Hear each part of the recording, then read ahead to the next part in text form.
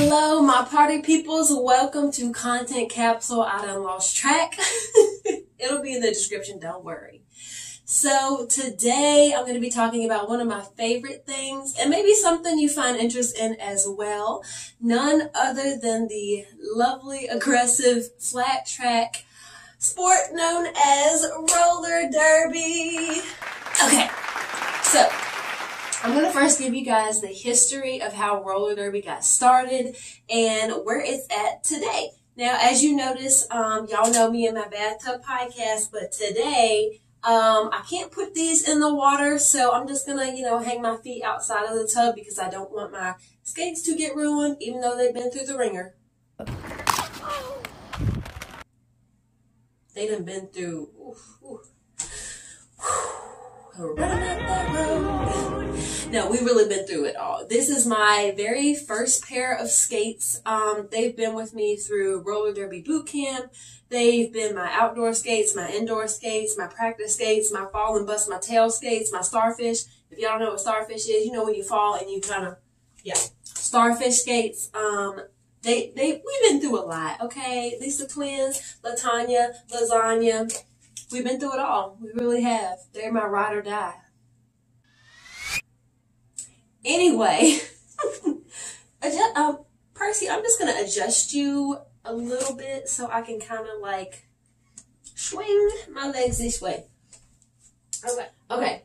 So I'm going to tell you a little bit about, I can't get right. I cannot. There we go. Is that better? Percy, you kind of still in the picture. We're going to put you right there. Yeah, we're good. So, roller derby. Roller skating in general originated in the lovely windy city of Chicago, Illinois. That's where it first began. It was a concept that was basically written on a napkin at first. All great things start on napkins. Ask J.K. Rowling. We know, right?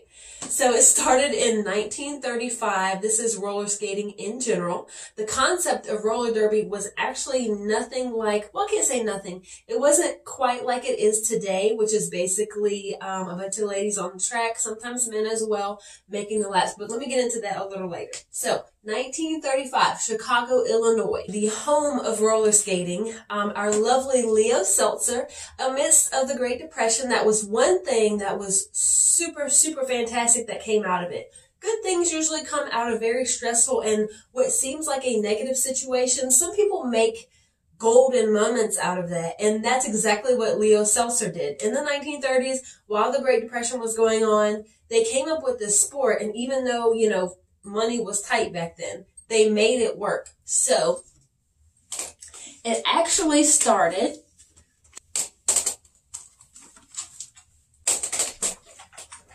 shut your mouth. It actually started as more of a relay race where you had a male and a female who would basically make laps around it wasn't a flat track at that time. Now it's more flat track. Back then it was kind of a tilted ring. So the closer you got to the inside, the more it was kind of on the incline. So it was kind of basically like a big bowl. So they had to race in these rinks that were pretty much uneven terrain. We'll put it like that. Okay, so back then it was like a relay race where you had a male and a female usually who would basically make laps around the track. Way more laps than what we do now. They would basically it was similar to like a baton, except I guess you would just like tag the other person in. Very low contact sport. It was more so about speed, and they used to have this map which basically looked like a globe. So as they would make these multiple rounds, the map would light up as if they were like skating around the world. So the faster they would go, they would get better at it as they went. So the purpose back then of roller derby was basically, like I said, it's very similar to a relay. You would make the laps in a certain amount of time, and whoever won, much like a track race. So, I guess after a while, more so like in 1937, if I remember correctly, that's when the rules started to get kind of altered. So things were starting to get different. I guess people got bored with having to watch people make laps over and over, kind of like NASCAR. But anyway, not knocking the sport, I'm just saying. So they would make the laps pretty much around this rink, and the crazy part was they would do this for money. So you had a male and a female. Usually people would get married and all kinds of things. So back then it was very different. They used to separate the male and the female. They used to live on the track. They used to live in these arenas, these coliseums, because that was their job. That was their job. They were roller derby skaters. So a lot of times to keep the women, you know, from having babies and stuff like that, even though they were married, they would keep the men, they would keep the man on one side and the woman somewhere else, basically to keep the sport going. Now, after a little while, after 1937, as the sport progressed, it then started to get a little violent. And that's where I guess people got bored with the whole watching somebody skate in laps. And they were like, hey, hit them. I don't know. People crazy. Why do we always bring like this gladiator mentality? Anyways, it is good for aggression, I will say. If you got some issues going on at work, you had a bad day, try roller derby and knock the shit out of somebody. I don't know. It's fun. It really is fun. So anyway, after a while, things that were legal back then are now illegal.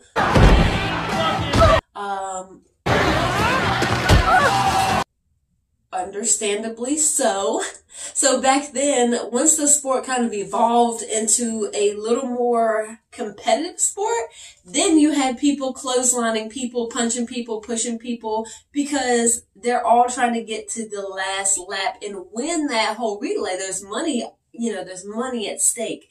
And during the Great Depression and even afterwards, I'm sure people had the same mentality, like money's hard to come by, which, you know, rightfully so if they had that mentality. But I think that's where all the violent acts came from in roller derby. Now you cannot clothesline people.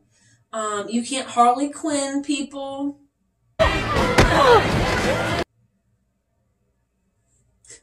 So now, as of today, let me explain how roller derby works. So nowadays roller derby, so the current day roller derby, you have a team called a pack. Oh. So the pack normally consists of 4 people, 5 technically. You can have 4 people in a wall, and then you have 1 jammer. The jammer's goal is basically to score the points. You have, you basically have 2 minutes to score, and the more laps you make as a jammer, the higher your score is. But there's one thing. There are 2 packs on the track. 2 packs on the track. 2 packs. 2 packs on the track. Anyways, so you have 2 packs on the track. Each have a jammer and each have a pivot. The position of the jammer, like I said, is more so to score the points. However, if you are a pivot, you can also score points. Now, the jammer is usually the girl or the man. The jammer is the one with the star on their helmet, and the pivot is the one with the stripe on their helmet. A jammer can pass off their panty, which is the cover of the helmet, to the pivot who can then score. Now, the purpose of the other players are to basically form a wall to keep that opposing jammer from getting their points. Now, this is where it gets fun. If the jammer gets trapped behind the wall of another team and their pivot is available, they can then take the star and hand it to the pivot who can then score. If for whatever reason your jammer gets in a jam, look for the pivot, because she's going to then score for the jammer who is then stuck. Yeah. So there are boundaries on the track. The track is no longer like it was back in the day. There's no incline. It's all flat, just like a roller rink. And as a matter of fact, a lot of roller derby boot camps and trainings and exercises are held in just roller rinks. That's how they get started. So,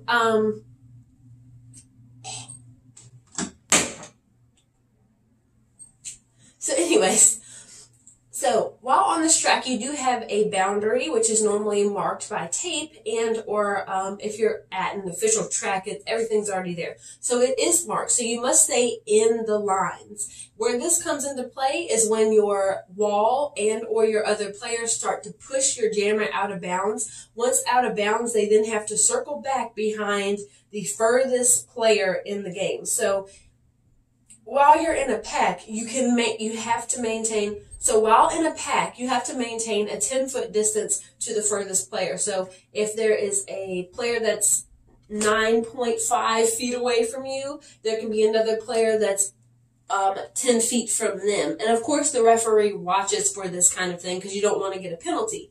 If you get a penalty, especially as a jammer, you have 30 seconds in the penalty box, which definitely is crucial to the game. If you're in the penalty box for that 30 seconds, that is 30 seconds that the other jammer has time to score. Now, like I said, if a jammer gets knocked out of bounds or pivot, playing as a jammer gets knocked out of bounds, they must circle back around the player that is furthest behind. So the last person in the pack, they have to go out and back around them and restart their jam all over.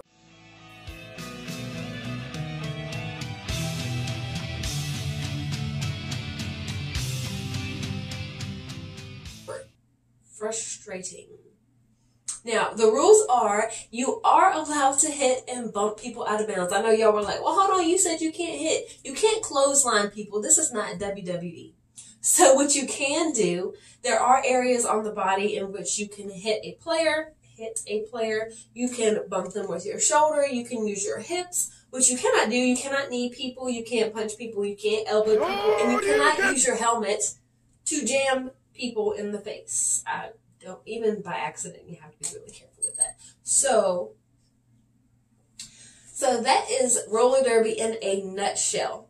Super fun to play. I will say the camaraderie in roller derby is untouched. If you have a really good roller derby team, I was so blessed when I was trying to do derby. I was learning a lot, and I went through the boot camp. I didn't get to play an actual game.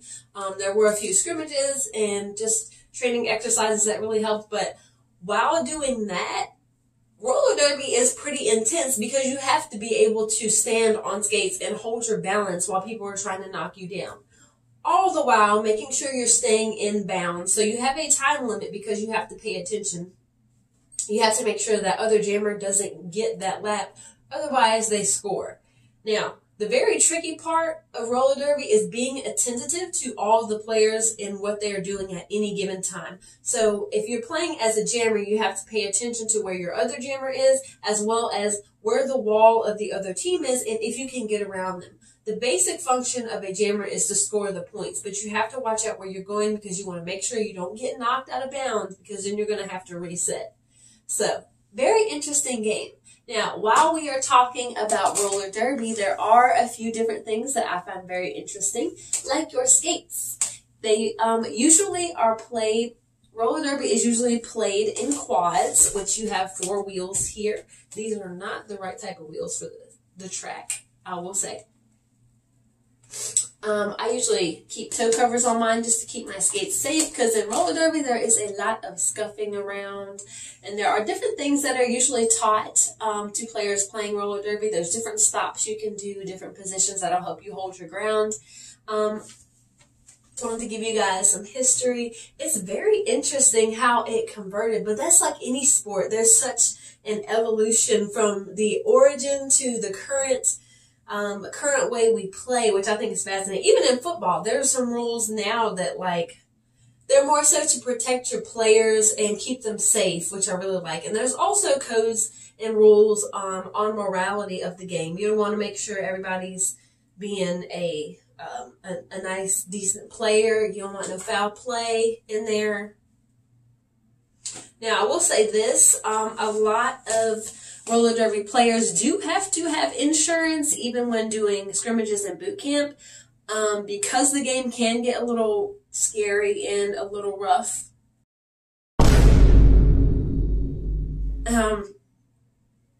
I've seen people, even though, like I said, I never played in a roller derby competition, but that was back when COVID hit, so I wasn't able to really go to many games and actually play. But yeah, even just the practices and the scrimmages, there's things that happen where you really have to be careful. Anytime ladies are playing roller derby, they do need a mouth guard, and nothing is worse than picking up a mouth guard that isn't yours, that looks like yours, that you thought was yours, but ain't. Anyways, it's one thing to put on a helmet that you think is yours, or some pads that you think are yours, or like wrist braces. But when you pick up a mouth guard that ain't yours, exactly. But anyways, when skating and roller derby, there are things that are super important, like your wheels. These are Atom wheels. They are one of my favorites. They're called Poison Savant wheels. And I have different bearings in here. Yeah, I have bionic bearings in there. And much like skateboarders, I know you guys, if you guys do skateboarding, pretty much similar. There are trucks on the bottom of the skate that control how loose and how tight your turns are, and then how stable you want to be. You have your toe stopper here. In roller derby, toe stoppers are very important. If you've ever seen somebody jam skate, they usually take these off so they can do tricks. Roller derby, these are very important because you don't want to topple over, and you have to be able to stop yourself and also hold your ground. But anyway, the wheels that I have on my skates now are a different softness, which the hardness of the wheel is everything. I would not want to do roller derby with these wheels because they're too sticky, and I wouldn't have enough speed to get around the track, as well as I'd probably be tripping and falling a lot because they're so soft and rubbery they would stick to the track. I would want to use these wheels, which are a little harder they're just a little harder material. The higher the number, the harder they are. These, I think, are 84. These actually might be 82. I think these are 82As, if I'm not mistaken. They're a little soft. They kind of feel gummy, if that makes sense. And these are harder. I think these are a 95A. Some ladies will put a combination of wheel on their skate. Like they'll have a 95A and say like an 85A on the same skate. Some people put 2 in the front, 2 in the back, 2 on the side, 2, and some people vary. It all depends. It's a preference thing. But anyways, so that is the history, and that is the history of roller derby and just some information on skating. Like I said, one of my other passions that I do love. And I'm hoping to get back in roller derby. I kind of missed it. I never got the chance with COVID-19 rolling through. I never got to play an actual game. So it was more so boot camps, training, exercises, scrimmages, all of that. But, it is what it is. But as what happened in the 1930s, something really good came out of something that everybody saw as something not so good. So just like back in the Great Depression, we were able to pull something spectacular. One of the biggest sports now, for ladies in general, one of the biggest sports that's now posted on ESPN. If you guys have never seen a WFDA, Women's Flat Track Roller Derby Association, check that out on YouTube. There are some videos from ESPN where there's some ladies playing phenomenal skaters, very good at what they do. But that's all for this episode, guys. I'm sending you all the love. Have a fantastic day, fantastic week, a beautiful month, and keep celebrating life.